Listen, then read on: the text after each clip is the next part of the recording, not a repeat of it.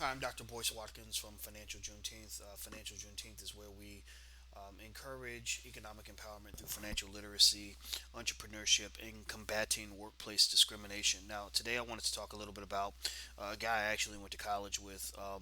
He was an undergrad when I was in grad school, but we kind of knew of each other, I guess, because even back at that time, I was writing in the campus paper, and I guess I used to raise hell the way I do now. It just was the beginning of the career that I have today. And his name was Antoine Walker, and Antoine Walker went to the NBA, and he's most known, unfortunately, for the fact that he made $110 million, and he's pretty much broke. I mean, he's bankrupt, all this other stuff. And I found Antoine's case to be very interesting because I have a PhD in finance, and and also I've been a black man for a long time now. And my argument is that when it comes to economic empowerment, that's one of the critical issues that we have to address in the black community today. In fact, I would say that the key issues that we have to address as we move forward is number one, we got to deal with the mass incarceration crisis. Number two, we have to deal with the economic inequality issue. Number three, we have to deal with educational problems. Number four, we have to deal with urban violence. And those are the things that are really kind of at the top of the priority list when you talk about the black agenda. Everybody wants to say that there is no black agenda. Well, that's a damn lie. We've been talking about a black agenda for many, many years now. And anybody who says, oh, there is no black agenda, there are really people who don't want there to be a black agenda. There is kind of a concerted effort to characterize black people as being disorganized, undisciplined, and disinterested in their own progress. And I reject that notion right now. In fact, you're probably watching this video because you have an interest in your community. So don't let anybody convince you or make you believe that black people don't care about themselves or care about each other. There are a lot of us who don't, but I think there are a lot of us who do, and it's those people that I'm really appealing to the most. Those are what I call my fellow runaway slaves because you're running away from the psychological plantation that people have put you on. Now, speaking on this, I like stories like the like the ones that we're discussing right now because I think they're great learning opportunities. There's no better university, no better campus for you to learn than the campus of life, the University of Life. And I talk about this because unfortunately we have too many PhDs who I think are addicted to sitting in their office and writing research papers on topics that don't matter, writing papers and spending lots of time doing work that no one's ever going to look at, no one's ever going to be able to use, that's not going to benefit anybody but themselves. So they may get accolades within their institutions for their work. But my question is, how do we get this information out to the community, out to the world? And that's one of the reasons why I am so diligent about developing online platforms so black people can talk to each other directly. The Antoine Walker story was really interesting to me because Antoine, I knew the guy in college. I didn't know him extremely well, but I knew people who knew him very well. I would see him on campus. We would cross paths, and I remember when we were engaged in activism. We had started a whole lot of shit on the University of Kentucky campus because there needs to be a lot of shit on that campus because there's so much racism there that has been allowed to permeate and persist because people don't stand up on it. But we stood up. In fact, right before the Final Four, this was 1996 or 97, one of those 2 years. Right before the Final Four was about to occur, and our team had made it to the Final Four.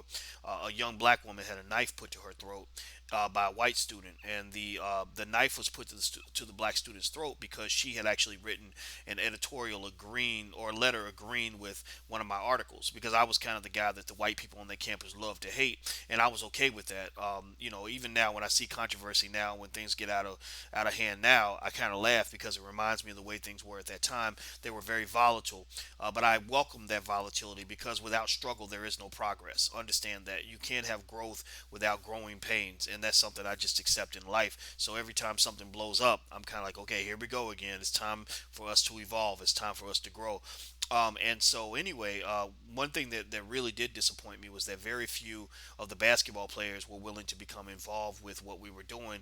But even though the university actually had tried to get the young girl to not tell anybody about the attack because they didn't want negative publicity right before the Final Four because they have a history of racism. They didn't want people talking about the University of Kentucky's history of racial discrimination, so they asked her to keep it under the rug. Well, of course, this led us to really, blow it up and I wrote about it every day. I guess I had at that time I had a pretty big microphone on that campus, and I used it. I used it to talk about this issue because the attack on this young black woman was something that we were not going to tolerate, and it wasn't something that we felt should be kept under the rug. And I think there were a couple of basketball players who actually kind of felt what we were doing, like Nazi Muhammad, who's still in the NBA. Actually, that's one guy I remember. I had so much respect for him because he would actually come to me and talk to me about some of these issues. He wanted to learn from me. Now, mind you, I was a graduate student at that time, so I was still learning a few things myself. But what I knew, I shared with him because I believe that the black male athlete is actually probably one of the most powerful people in the African American community. So I think that so when I see an athlete that wants to be educated, that has a broad platform, it really lights up my eyes because the truth is that there are people in the power structure that want to keep us dumbed down. They want to keep black men uneducated because they fear you the way they fear an elephant, the way a zookeeper fears an elephant that he's trained to obey him. He doesn't want that elephant to realize that if he just lifts up his foot and bam crushes the trainer is going to die. The trainer does not have the power, but the trainer has power here. That's the key to the trainer's ability to control that 5 ton 3 ton elephant, however big elephants are. I don't know how many tons they weigh, but they're huge. The key to that power is up here, right? And I think that with black men, it's the same thing. We are the elephant in the room. We are the lion. We are the powerhouse that effectively people control by keeping us uneducated and by keeping us distracted. Those are two ways you control somebody's mind. You get them to focus on something else that doesn't matter, or you keep them just uneducated. Black male athletes are the greatest victims of this. Antoine Walker comes to mind because he's a prototype of that. He came out of Chicago public schools. He wasn't well educated. He didn't want to get well educated. I did not ever get a sense at any point when he was on that campus that he wanted to be educated. I don't even know if the brother could read when he left campus. I'm just gonna be real. I'm not saying he couldn't, but I'm saying that I wouldn't put him in a situation where he was forced to really lean on his education in order to get certain things done. And but here's the thing though, and this ain't Antoine's fault. There's a lot of cats that think that that have been somehow convinced that because I can dribble a basketball, I don't have to learn how to read. Because I can throw a football, I don't have to study in math class. And what's sad is that you saw with Antoine's story. I mean, this guy had $110 million, and now he's flat broke. And I believe that a lot of the reason that he ended up losing everything was because he didn't learn the discipline necessary to be a successful black man, and didn't learn that if you are sitting there and you're an uneducated person sitting on $100 million, well, there are a whole bunch of people with Harvard law degrees and MBAs who are going to be waiting for the opportunity to take all your money. They are going to screw you and take all your shit and have you sitting there looking stupid at the end of the day, and they're going to find a new nigga next year. And I use that term openly and blatantly because that's what I like. I like. There's an E40 song like that where he talks about rappers in particular. He says they'll find a new nigga next year because what they'll do is they just run you through like a treadmill where literally they'll just suck you dry, and then there's always somebody else coming along. And guess what? If they see that that person is focused on on jewelry and women and big cars and living the lavish lifestyle, whatever that is, they're gonna say, okay, we got another sucker here. We have somebody that we can milk like a cow, and we're gonna feed our family because we're gonna be disciplined, we're gonna be intelligent, we're gonna invest this money, and this person isn't thinking like that. So, the last thing I'll say about Antoine Walker is that if you watch his documentary, if on Financial Juneteenth, you can actually see a video where ESPN kind of talks about how he went from having all this money to ended up broke. You see that a couple things happen. Number one, he got involved in gambling. I don't know how many ways to tell you that. One of the easiest ways to go broke as a black man is to form a gambling addiction. I have a big problem with Michael Jordan. I'm almost to the point where I don't know how much I respect him, if at all. I don't know if I respect him on any level, even as a businessman, because there was a conversation there where where they link Antoine's gambling addiction to him meeting Michael Jordan, who is a notorious gambler, who's wasted millions of dollars at the casino. And that bothers me because I kind of feel that an older black man should mentor a young black man in ways that are going to make him a great man, not into a coon, I talk about, and I use that term to describe anybody who engages in stereotypical ignorant behavior. You know, the fact is that I don't see anything that Antoine could learn from a guy like Michael Jordan other than how to be a better basketball player and how to be a better gambler and just how to be a wretched human being. When I look at a guy like LeBron James, I see something totally different. I see a person who appreciates social activism. I see a person who is more of a team player in terms of his mentality. He doesn't come off as selfish and as nasty as a guy like a Jordan. So my respect for LeBron is here. My respect for Michael, unless I find more evidence and information that leads me to a different conclusion. I'm not a big fan of Michael Jordan as a human being. I don't care how many championships he won as an NBA player. In fact, I wish a good man had won those championships, because when you get that power of a Michael Jordan or a Muhammad Ali, you can see where Ali saw his power and his greatness as an opportunity for him to better all humanity, to lift up his people, to speak on important issues. You saw Michael Jordan. You see this as an opportunity to better his own life. I don't think he even cares if kids are shot and killed over his shoes. I haven't seen him do anything significant to really show that he cares, and it just bothers me because I think that he could be a better person if he wanted to be, and it's so sad to watch. But anyway, so Antoine lost a lot of money from a gambling addiction. You saw lots of stories of overspending.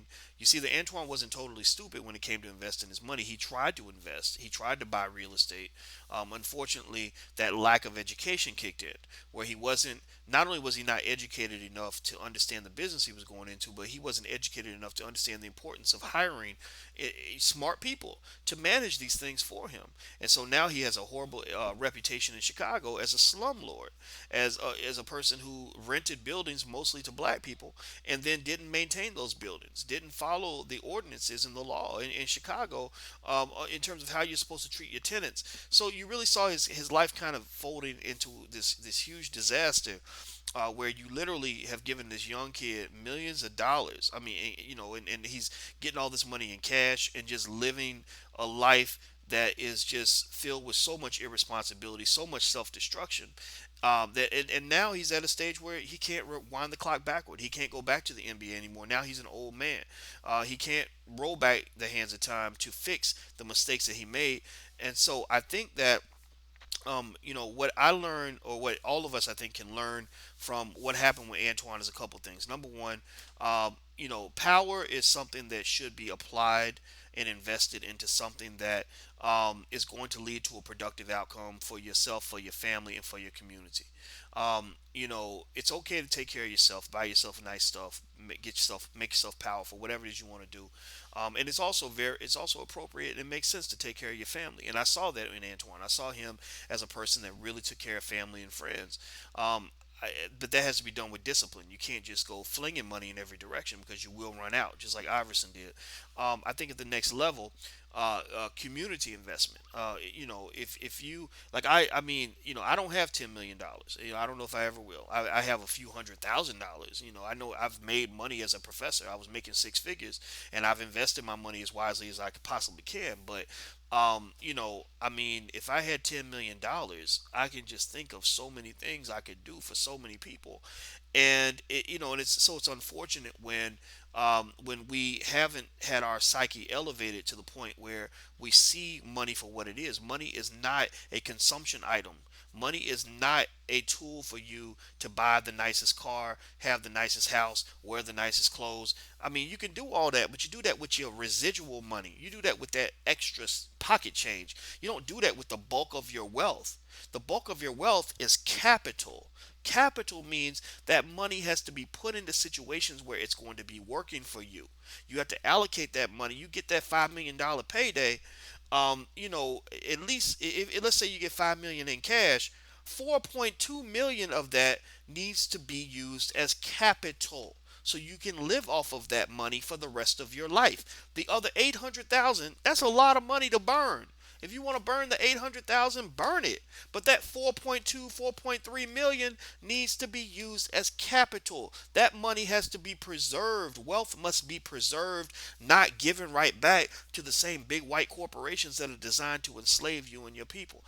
The other thing I've learned from Antoine's experience, or I think that all of us can learn, is the dangers of various vices. I mean, the vices that tend to destroy people's wealth, particularly men, because we just have a different makeup.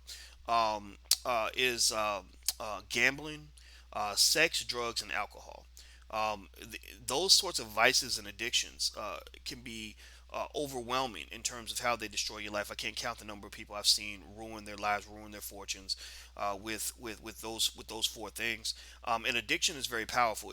Addiction creates what they call in economics, they call this inelastic demand for a commodity. Inelastic demand means that no matter how much something costs you, you're still going to buy it. For example, alcohol. If you're an alcoholic, you don't care if a bottle of liquor costs $1 or $10. You're gonna buy that. You're gonna get that bottle of liquor because you need it, right? Cigarettes. People addicted to cigarettes, no matter how much they tax them, they keep buying them because they need the cigarettes, right? That's an inelastic good. An elastic good is something where if you change the price a little bit, then people don't want to buy it anymore. That's the simple definition here. So effectively, addictions put you in serious trouble because if you have an addiction to cocaine and you know cocaine is very expensive and you suddenly come into a lot of money, then guess what? You're going to do like Scott Storch, the hip hop producer who used to own Birdman's house in Florida. Scott Storch lost his house because Scott Storch spent all his money on cocaine, and then he also spent his money on bad investments and balling and blinging and doing all this crap that people think that rappers think they're supposed to do. In fact, but what's funny here is that most of the people that I've met who really have lots and lots of money, I'm talking about like billionaires, it's very interesting because if you look at their lifestyle, if you look at how they dress, what they drive, how they live, most of them really don't live like they have a lot of money. I mean, they buy nice stuff and they might invest a lot.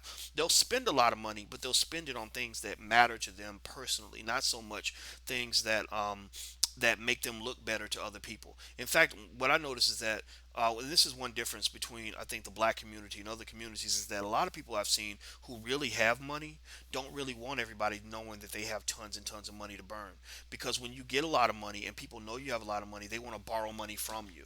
So if you are walking around with $100 bills just falling out of your pocket, and you got your homeboy next to you who's struggling to pay his rent, and his rent is only $1,000, and you just dropped 10,000 on the vacation that you took together, well, why wouldn't he ask you like, hey man, can you help me pay my rent?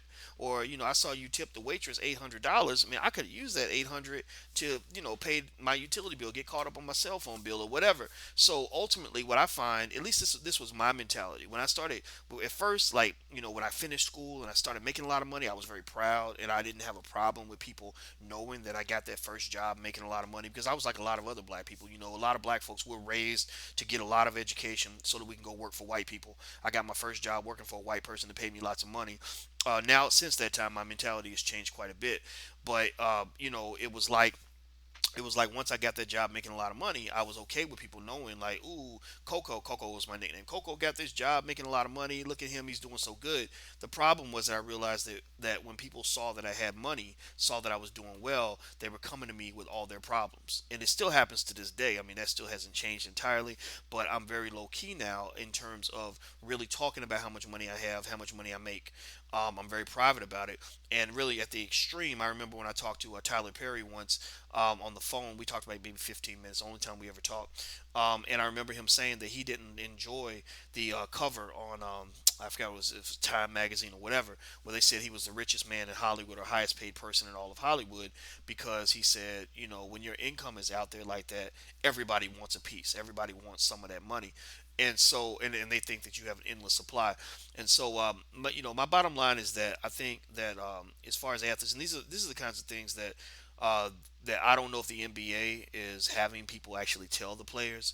I don't think they. It's funny. I was the only African American in the country to get a PhD in finance in 2002. I've trained people who are now financial experts, but it's kind of like I really strongly believe that there are certain kinds of black people, certain kinds of black men that they don't want athletes to be exposed to. I remember when I was at University of Kentucky, one of the players flat out told me that he said, our coach really doesn't want you reading the article, or want us reading the articles that you have written, because you talk about athletes being paid, and it puts ideas in our head, and they don't want those ideas in our head. And so I think the same thing might be true with NBA athletes, that whoever's giving them their financial advice may not be doing a very good job, may not be relating to these guys.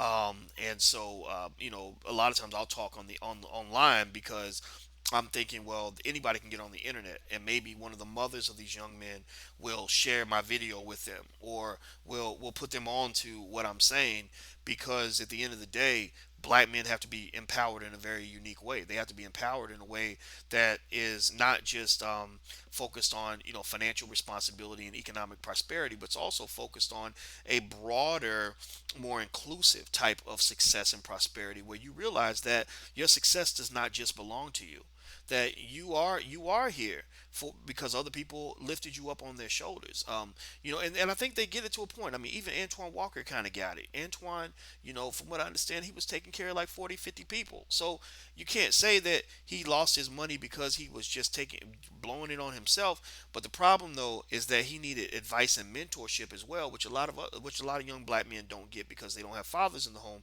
He needed a mentor to kind of help him to balance his desire to take care of other people, along with the understanding that he has to build this wealth so he can take care of an entire community. Because if that $110 million had been invested in the right way in the west side of Chicago, where I believe Antoine's from, he's either from the west side or the south side. I think it's the west side. In the west side of Chicago, that $110 million could have been turned into a $1 billion enterprise that literally could be educating tens of thousands of young black children.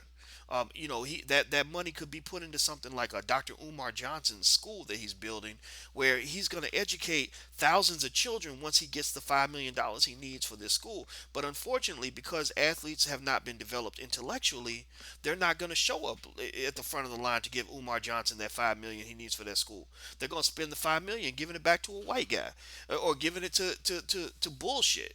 It's giving it to a casino, giving it to a set of liquor stores and dope dealers. I mean, and or clothing manufacturers, or people who make the latest sneaker. And so I think that we have to really rethink how we look at money, how we look at these young millionaires that are coming out. There has to be a rites of passage and indoctrination in terms of helping them understand what their role is in the community, what their opportunity is to make a difference. And I think that if just a few of those guys, let's say prominent guys like a LeBron, or not a Kobe. Kobe's lost, unfortunately. A LeBron, a Dwayne Wade. These are guys I have hope for. You had guys like Eton Thomas. I think that if there's a wave, a generation of young black athletes that get it, that really get it, that really understand the power of what they could do economically if they pulled their money together, they could change the world. I mean, they literally could educate millions of black children. They could literally create thousands of black businesses. They could literally create a whole new reality for the entire black community. But the thing is, you can't make them do it. And people get mad if you do. They get mad if you kind of put pressure on them, because unfortunately we have a backward mentality sometimes when it comes to money. Some of us get offended when you try to tell somebody what to do with their money. And what I would just say though is that we can learn a lot from the Jewish community. The Jewish community, they bring their assets together, they work together, they build together. I think black people can do the same thing. And the beautiful thing about it is that if you build together in the right way, everybody can win. You can still have nice clothes, you can still have a nice car, you can still live it up, to the nth degree. But at the end of the day, you're not the only one who's benefiting, and the prosperity is not transitory. It's not temporary. It is permanent and it's lasting. And the last example I'll give you before I go, and I didn't really intend on talking this long, but I just let it flow from the heart. I hope it's taken that way. Um, here's a great story that I think really explains the significance of the opportunity. I'm going to go speak next week at Simmons College in Kentucky. And Simmons College is a university run by Pastor Kevin Cosby, who is a great pastor, scholar, activist, all these things. And what I love about this school is that the way the school was founded was a group of ex-slaves got together and they said, we have to educate our children. And we don't need to just educate our kids that are in the house right now. We need to educate children and future generations. And so they pooled their resources together and they bought a patch of land. The land to this day is still in the one of the poorest zip codes in the United States. It's one of the few examples and prototypes that people in the community can see of black people being educated. In fact, they had the graduation ceremony last year. I was the commencement speaker, and they had the ceremony out in the open, so people in the housing projects across the street could watch the ceremony. They could hear my speech, and I just thought that was wonderful. And I thought about that school, and I saw these pictures of, all these graduates, hundreds of black graduates who had gotten their degrees over time from this institution, and I said, "Wow, these people's lives have been changed significantly for the better because of the activities and the decisions of a group of ex-slaves who decided to pool their resources together to build something permanent, as opposed to taking their resources and scattering that money and putting it into things that would be temporary and transitory. So when we look at these millions of dollars, this billion, hundreds of millions, maybe $1 billion in net worth that's created every year, when we see these young black millionaires cross over into the NBA, we have to ask ourselves: Are these opportunities being used to fuel things that are temporary and transitory that will disappear in a generation, or are they used to build things that are permanent and lasting that will exist for many generations to come? And that's what I encourage you to think about when you look at what Antoine Walker's career was and what Antoine Walker's career could have been and what it could have done for other people. Because understand, education is not just about what you learn in a book. You got to start in the book, but then also education is also a matter of shaping your values and your perspective and your vision in a way that is going to allow you put that education to work and your resources to work in a positive way. Education does not matter if it turns you into a Kobe Bryant or a Michael Jordan, but education can be a beautiful thing if it turns you into a Muhammad Ali or an Eton Thomas, or even, I mean, I'm really almost wondering a LeBron James potentially. I don't know. His legacy is still yet to be determined, but I love what he's doing on the activism front, and I hope he continues. So, anyway, that's all I want to say about that. Forgive me for rambling longer than I expected, but I hope that you gained something from this conversation. Please feel free to email me. In fact, my email address, you know what? I can't. I would give you my email address because I don't even check email. But um, uh, find me on Facebook. If you got something to say, send me a message on Facebook. If I get a chance to respond, I certainly will. We have great conversations there. And that's all I want to tell you. I'm Dr. Boyce Watkins from Financial Juneteenth. Please take care, God bless, and have a wonderful day. I'm gone. Peace.